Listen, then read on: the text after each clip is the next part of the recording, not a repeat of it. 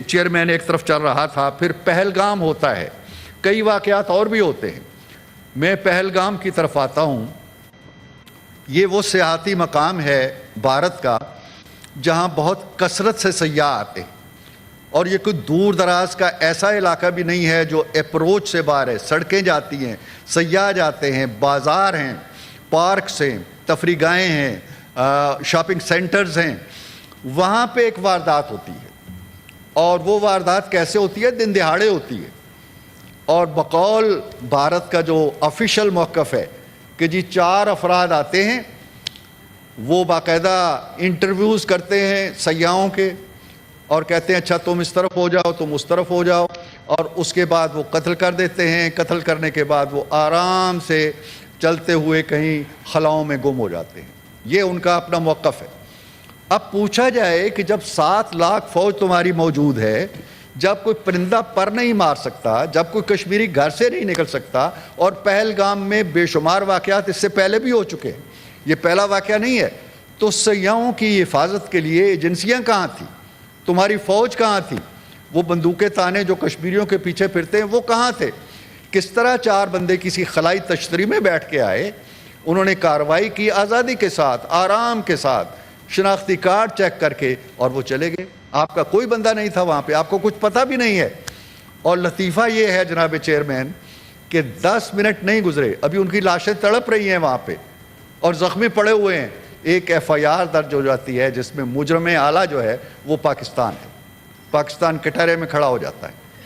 نہ کوئی تحقیق ہے، نہ کوئی تفتیش ہے، نہ کوئی ثبوت ہے، نہ کوئی شواہد ہیں، نہ کوئی کسی طرح کی کوئی ایسی انڈیکیشن ہے کہ جس میں پاکستان ملوث ہے۔ کیسے پاکستان ملوث ہے؟ پہلگام ہماری جو LOC ہے جناب چیئرمین، اس سے کم و بیش 200 کلومیٹر کے فاصلے پہ۔ کس طرح ہمارے یہاں سے دہشت گرد 200 کلومیٹر چل کے گئے؟ اور 200 کلومیٹر کیسے چل سکتے ہیں؟ یہ جو لائن آف کنٹرول ہے، 550 کلومیٹر پہ انہوں نے آہنی باڑ لگا رکھی ہے، فولادی باڑ لگا رکھی ہے، جو 12 فٹ اونچی ہے۔ قدم قدم پہ چوکیاں ہیں، سرچ لائٹس ہیں، ان کے پہرے دار کھڑے ہیں، ان کے بندوق بردار کھڑے ہیں۔ کہاں سے گئے ہیں یہ 4 افراد جو 550 کلومیٹر کی اس باڑ کو توڑتے ہوئے اندر نکل گئے، اور پھر 200 کلومیٹر کا فاصلہ جو ہے وہ چشمے زدن میں طے کر کے وہاں پہنچ گئے؟ پھر کہتے ہیں جی نہیں، کوئی پاس پڑوس میں ایک جنگل ہے وہاں چھپے ہوئے ہیں۔ بھئی ایسا کون سا جنگل ہے؟ تمہارے پاس ٹیکنالوجی ہے، تمہارے پاس ہر قسم کی سہولت موجود ہے۔ دیکھو وہاں کہ ایک ملزم ابھی تک نہیں پکڑا گیا، ایک ملزم نہیں پکڑا گیا۔ اور ان کی جو نیشنل انویسٹیگیشن ایجنسی ہے NIA، اس کو شبلی فراز صاحب، اس کو NIA کو کل یہ ٹاسک ملتا ہے کہ جی سراغ لگاؤ مجرموں کا۔ سراغ لگانے کا ٹاسک اب دیا جاتا ہے، تحقیق و تفتیش اب شروع ہوئی ہے، ایک کمیٹی بنی ہے ایجنسی کی، اور الزام پہلے ہی لگ گیا جی کہ یہ پاکستان نے کیا ہے۔ لگتا یہ ہے کہ FIR پہلے کٹی ہوئی تھی اور کارروائی شاید بعد میں ہوتی ہے۔ تو پہلگام کے اندر کارروائی کے تمام پہلو مشکوک ہیں۔ وہ جو فالس فلیگ آپریشن کے تقاضے ہوتے ہیں، انگریڈینٹس ہوتے ہیں، پہلو ہوتے ہیں، وہ سارے کے سارے یہاں نظر آ رہے ہیں۔ پاکستان ایک ترنوالا وہ سمجھتا ہے اور پاکستان کو بدنام کر رہا ہے۔ اور جناب چیئرمین، یہ واقعات ایک خاص پس منظر کے ساتھ ہوتے ہیں۔ 2000 میں صدر کلنٹن تشریف لائے تو 40 کے قریب سکھوں کو مار دیا گیا، نذرانہ پیش کیا گیا صدر امریکہ کو، اور اس وقت بھی یہ کہا گیا کہ یہ پاکستان کی کارروائی ہے۔ اب نائب صدر تشریف لائے ہیں امریکہ کے، تو 27 سیاح وہاں ذبح کر دیے گئے، تاثر یہ دینے کے لیے کہ یہ پاکستان کی کارروائی ہے۔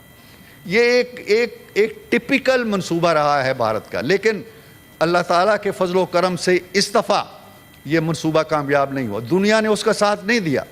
دنیا جان چکی ہے کہ کلبھوشن یہاں کیا کرنے آیا تھا، دنیا جان چکی ہے کہ کینیڈا کے اندر تم جا کے کیا کارروائیاں کرتے ہو، دنیا جان چکی ہے کہ دنیا بھر کے اندر تمہاری دہشت گردانہ نیٹس موجود ہیں۔ لہٰذا دنیا نے تمہارا ساتھ نہیں دیا، تمہارے موقف کا ساتھ نہیں دیا، تمہارے جھوٹ کا ساتھ نہیں دیا، اور یہ جھوٹ اب چلنے والا نہیں ہے۔ اور جناب چیئرمین،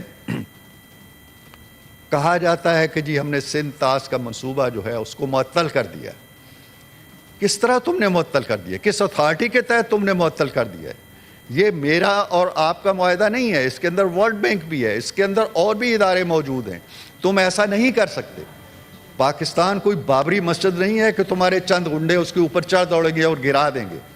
پاکستان ایک آزاد ملک ہے، 24 کروڑ 25 کروڑ شہریوں کا. مسلح افواج ہماری لڑنا بھی جانتی ہیں، مرنا جانتی ہیں، اور تم جیسے جو منہ زور فرعون ہیں ان کا مقابلہ کرنا بھی جانتی ہیں. یہ نہیں ہو سکتا ہے کہ تم پاکستان کے پانی کو روک لو گے اور پانی کو روکنے کے بعد تم یہ سمجھو گے کہ دشت کربلا بنا دو گے. ہم 21ویں صدی میں کوئی کربلا بننے کے لیے تیار نہیں ہیں. اگر ایک پانی بلاول بھٹو صاحب نے بیان دیا ہے اور میں اس کی تائید کرتا ہوں کہ اگر ہمارا پانی ان نہروں میں ان دریاؤں میں نہیں بہے گا تو اس میں تمہارا خون بہے گا. شبلی صاحب نے ایک کوٹ کیا تھا اپنے لیڈر کا 2019 کا غالباً. ٹھیک ہے، قابل داد ہے کہ جب بھی کوئی موقع پڑا ہمارے لیڈرز نے تن کر اس کا جواب دیا. لیکن ایک دو کوٹس اور بھی ہیں جو تاریخ کا حصہ ہیں اور جنہوں نے اس پاکستان کو ایک دفاعی قلعہ بنا رکھا ہے، جنہوں نے اس پاکستان کو نظر بد سے بچا رکھا ہے. جناب چیئرمین 1998 کے بعد سے جب سے ایٹمی دھماکے ہوئے ہیں بھارت کو مہم جوئی کا موقع نہیں ملا. بڑکیں لگتی رہتی ہیں، اس ادھر ادھر کی پھلجھڑیاں چھوٹتی رہتی ہیں، بھارت کو حملے کی جرأت نہیں ہوئی. میں بھٹو کا قول بھی یہاں سنانا چاہتا ہوں جو 70s کا ہے. اس نے کہا تھا کہ ہم گھاس کھا لیں گے لیکن ایٹم بم بنائیں گے، اور بنایا. آج اگر ہم توانائی کے ساتھ کھڑے ہیں، قوت کے ساتھ کھڑے ہیں، اپنے بازو پہ کھڑے ہیں اور اس کی آنکھوں میں آنکھیں ڈال کے دیکھ سکتے ہیں تو اس لیے کہ ہم اس مہم میں کامیاب ہوئے. پھر 1998 آتا ہے جب نواز شریف نے کہا کہ اربوں ڈالر ہوں یا دھمکیاں، میں لالچ میں آؤں گا، نہ دھمکیوں سے ڈرتا ہوں، میں ایٹمی دھماکے کروں گا کیونکہ یہ میرے ملک کے مفاد کا تقاضا ہے. یہ بھی ایک کوٹ ہے جناب، اور ان کو بھی تاریخ کا حصہ بننا چاہیے جیسے میں نے بلاول کے کوٹ کو کہا. تو بات یہ ہے جناب عالی، میں اپنی تقریر کو سمیٹتا ہوں کہ ہمیں ہرگز یہ نہیں بھولنا چاہیے کہ ہمارا دشمن مکار بھی ہے، چالاک بھی ہے، اور اس سے کسی خیر کی توقع نہیں ہے. ہم یہ نہیں کہہ سکتے ہیں کہ وہ خاموشی کے ساتھ بیٹھ جائے گا. وہ کوئی بھی انہونی کر سکتا ہے، کوئی بھی حماقت کر سکتا ہے، لیکن اسے معلوم ہونا چاہیے کہ حماقت کا نتیجہ وہی نکلے گا جو ایک احمق کو ملنا چاہیے. پاکستان اللہ کے فضل و کرم سے ایک آزاد و خود مختار ملک ہے، اپنی حفاظت کرنا جانتا ہے. ہمارے 100 اختلاف ہوں گے سیاسی، ہم لڑیں گے مریں گے آپس میں، ایک دوسرے کے خلاف جو مرضی ہے کریں گے، لیکن پاکستان کے تحفظ کے لیے ہم یکجان ہیں، یک آواز ہیں، اور ہاتھوں میں ہاتھ ڈال کر فصیل دفاع بنا کر اس پاکستان کا انشاءاللہ تحفظ کریں گے. Thank you sir. آتش نیوز پاکستان کے سب سے بڑے نیوز نیٹ ورک کا حصہ بننے کا سنہری موقع. ملک بھر سے درج ذیل آسامیوں کی ضرورت ہے. Bureau chief, deputy bureau chief, video editor, city reporter, tehsil reporter, district reporter, crime reporter, press reporter, نمائندہ، نامہ نگار. چیف ایگزیکٹو سید جمشید بخاری.